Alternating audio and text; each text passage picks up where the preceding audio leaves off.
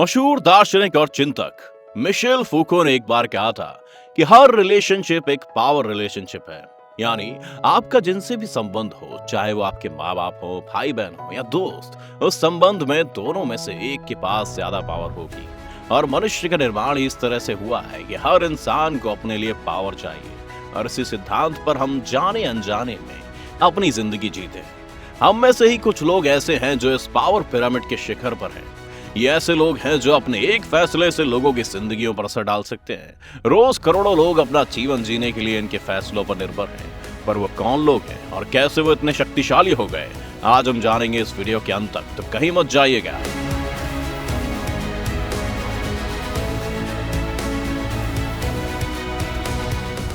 Xi Jinping इस वक्त China के राष्ट्रपति हैं और दुनिया के सबसे ताकतवर इंसानों में से एक हैं। चीन की कम्युनिस्ट पार्टी हर एक तरह से वहां की जनसंख्या पर एक कंट्रोल बनाकर रखती है। वहां के लोग हर वक्त चीनी सरकार और जासूसों की निगरानी में रहते हैं। साथ ही वहां पर किसी भी तरह के विरोध को दबाने में भी जी पूरी तरह से कामयाब रहते हैं। जी की ताकत के पीछे एक बड़ी वजह है उनका पावर को लेकर रवैया।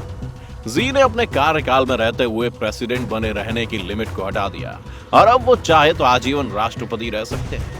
जी जिनपिंग को बाकी चीनी राष्ट्रपतियों से अलग करके इसलिए भी देखा जाता है क्योंकि इससे पहले किसी भी राष्ट्रपति के पास इतनी शक्तियां नहीं थी। उन्हें 21वीं सदी का माओ भी कहा जाता है और जहां माओ का कंट्रोल चीन तक सीमित था, जी जिनपिंग के राज में चीन एक ग्लोबल सुपर पावर बन गया जो सीधा अमेरिका की आंख में आंख डालकर देखता है। आज अमेरिका का नंबर 1 दुश्मन रूस नहीं, चीन लगता है और अमेरिका ये जंग हार रहा है क्योंकि बड़ी बड़ी अमेरिकी कंपनियों में चीन ने अपना पैसा लगा रखा है और वो उन्हें कंट्रोल करता है। अब डिज्नी को ही ले लीजिए, जिसमें चीन का एक बड़ा इन्वेस्टमेंट है। जब मार्वल की फिल्म डॉक्टर स्ट्रेंज बन रही थी तो उसमें डॉक्टर स्ट्रेंज की गुरु का किरदार ताइवानी था, लेकिन क्योंकि चीन ताइवान को एक अलग देश नहीं मानता, इसलिए डिज्नी को ये बात फिल्म से हटानी पड़ी। चीन ने अफ्रीका में बहुत से देशों को बहुत बड़ा उधार भी दिया हुआ है जो चीन जानता है कि वो देश नहीं चुका सकते हैं। अब चीन इस बात का फायदा उठाकर उन देशों को अपने बेस बनाता है और वहां की सरकारों को भी अपनी जेब में रखता है। श्रीलंका भी इसका एक उदाहरण है। जी जिनपिंग का हाल का सबसे विवादित फैसला रहा है चीन के अमीर लोगों की संपत्ति को छीन कर लोगों के काम में लगाना। किसी भी और देश में करना मुमकिन नहीं है, लेकिन चीन इस तरफ कदम बढ़ा रहा है जिस वजह से वहां के बिलियनियर्स काफी डरे हुए हैं, लेकिन आम जनता काफी खुश है जिस वजह से जी जिनपिंग को एक हीरो की तरह वहां देखा जाता है।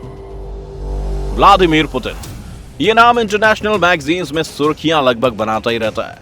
पुतिन ने जी जिनपिंग की तरह खुद को लंबे वक्त के लिए राष्ट्रपति घोषित कर दिया है। साथ ही वो भी रूस की मीडिया पर अपना अच्छा कंट्रोल बनाकर रखते हैं। पूर्व केजीबी जासूस होने की वजह से पुतिन को प्रोपेगेंडा फैलाना और लोगों के दिमाग से खेलना अच्छी तरह आता है, जो उन्हें और भी खतरनाक बना देता है। पुतिन की ताकत रूस से भी आगे तक जाती है और वो पुराने सोवियत संघ के सभी देशों पर आज भी अपना कंट्रोल बनाकर रखते हैं। उनके जासूस दुनिया भर में फैले हुए हैं और कई बार अपने विरोधियों को ठिकाने लगाने के लिए पुतिन दूसरे देशों में भी खुलेआम उनकी हत्या करवाने से पीछे नहीं हटते।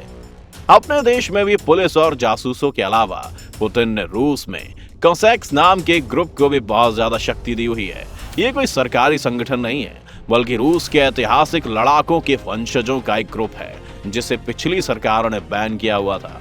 पुतिन उन्हें गुंडों की तरह इस्तेमाल करते हैं और रूस में जब भी उनके खिलाफ कोई प्रदर्शन होता है तो कोसैक्स वहां पहुंचकर भीड़ को पीटने लग जाते हैं, पत्थरबाजी शुरू कर देते हैं। अब पुलिस ये सब होते हुए देखती रहती है क्योंकि उन्हें मालूम है कि ये रूलिंग पार्टी के लोग हैं और अगर वो इनके खिलाफ कुछ एक्शन लेते हैं तो उनकी नौकरी और जान दोनों ही खतरे में पड़ सकती है। इसके अलावा रूस ने अपने विरोधियों को हटाने के लिए कई बार पुतिन को जहर देकर और अन्य तरीकों से भी नेताओं और पत्रकारों की हत्या करवाई हुई है, जो उनके विरोधियों में खौफ पैदा करती है और उन्हें बहुत ताकतवर बना देती है। इसके अलावा यह भी माना जाता है कि पुतिन ने चोरी छुपे सरकारी खजाने से अपने लिए एक अलग महल भी बनवाया हुआ है और उनके पास हजारों करोड़ों की संपत्ति है। अंकल सैम, अमेरिका के राष्ट्रपति को अंकल सैम कहकर भी बुलाया जाता है क्योंकि अमेरिका एक डेमोक्रेसी है और वहां पर किसी व्यक्ति नहीं, पद की ताकत होती है। जब डोनाल्ड ट्रंप वहां के राष्ट्रपति थे तो वो वहां के सबसे शक्तिशाली इंसान थे। अब जो बाइडेन है, इसलिए उन्हें अंकल सैम बुलाना बेहतर है। अंकल सैम की शक्ति भी अमेरिका के बाहर बहुत ज्यादा है। इराक, सीरिया, अफगानिस्तान जैसे देशों में एक वक्त पर तो अंकल सैम का ही हुक्म चलता था। अंकल सैम को ताकत देती है उनकी हथियारों का व्यापार, क्योंकि वो हर देश को हथियार बेचते हैं, यानी लड़ाई किसी भी देश में हो, फायदा अमेरिका का ही है। इसके अलावा अंकल सैम के लिए काम कर रही CIA और NSA भी बहुत ज्यादा सक्रिय है, जो अमेरिका के बाहर और अंदर दोनों के ही नागरिकों पर जासूसी करती है।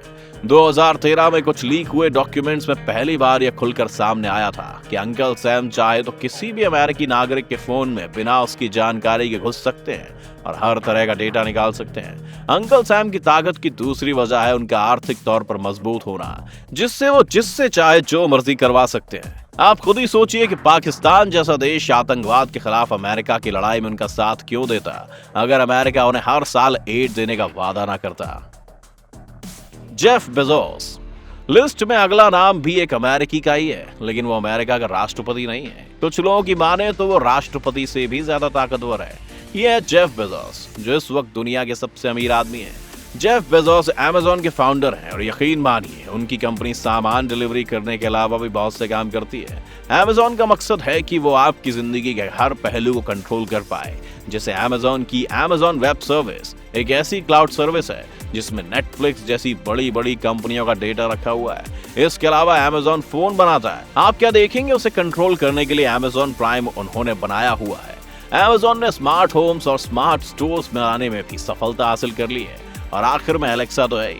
अमेज़न पर कई बार ये इल्जाम भी लगता रहता है कि एलेक्सा की मदद से अमेज़न लोगों पर जासूसी कर रहा है, उनकी सभी बातें सुन रहा है, जो बाद में आगे बेचकर मुनाफा कमा सकता है। जेफ बेजोस हाल ही में स्पेस भी गए थे और उनकी कंपनी अब लोगों को स्पेस की सैर कराने की तरफ भी आगे बढ़ रही है, जो आने वाले वक्त में जेफ बेजोस की ताकत ज्यादा बढ़ा देगी।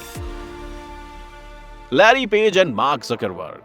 आखिर में इस लिस्ट में दो नाम हैं, गूगल के फाउंडर लैरी पेज और फेसबुक, जो अब मेटा हो गया है, उसके फाउंडर मार्क ज़करबर्ग। ये दोनों ही लोग दुनिया के सबसे अमीर इंसानों में से एक तो हैं ही, पर इनकी ताकत का राज इनका पैसा नहीं है, बल्कि इनका कंट्रोल है।